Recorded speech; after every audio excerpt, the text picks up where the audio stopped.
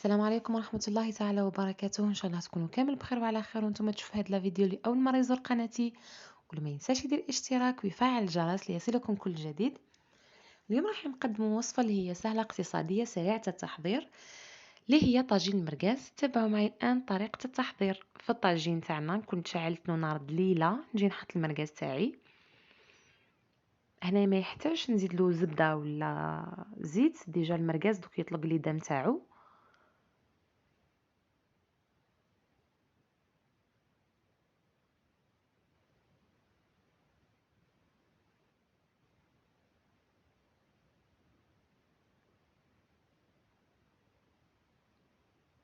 هنا بعد ما تقلي المرقاس تاعي ونحيته، نجي نقلي في الزيت اللي طلقها المرقاز 2 فصوص ثوم مرحيين وراس بصله كبير مرحي.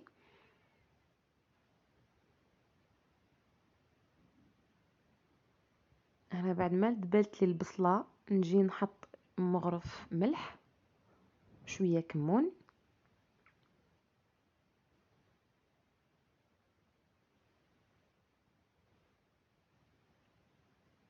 وراس مغرف صغيره فلفل الكحل.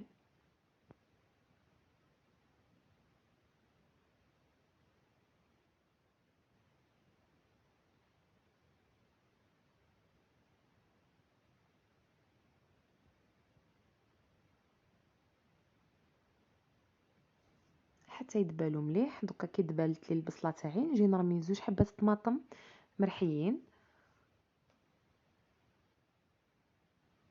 نخلطهم كامل مع بعض.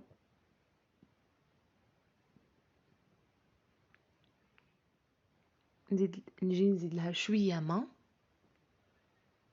باش ما تكونيش خاسره بزاف، ونخليهم يتقلاو مع بعضهم.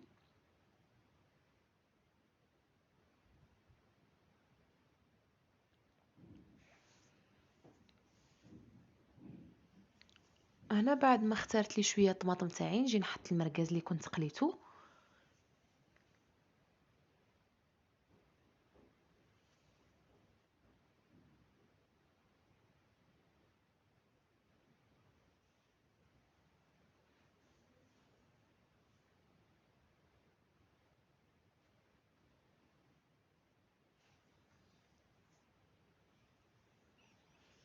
بعد ما شكلته بهذه الطريقه نجي دركا نرمي العظام تاعي. ما نخلطش انا العظام، نرميهم هكاك الصفر وحده ولا الابيض وحده.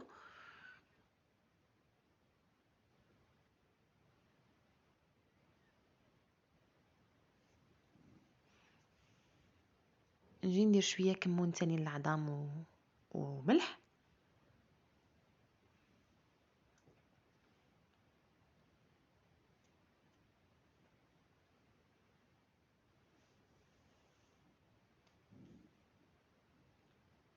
وهنا نجي نزيد لها الاضافه الاخيره تاع الدبشه ونخليها طيب بالعقل.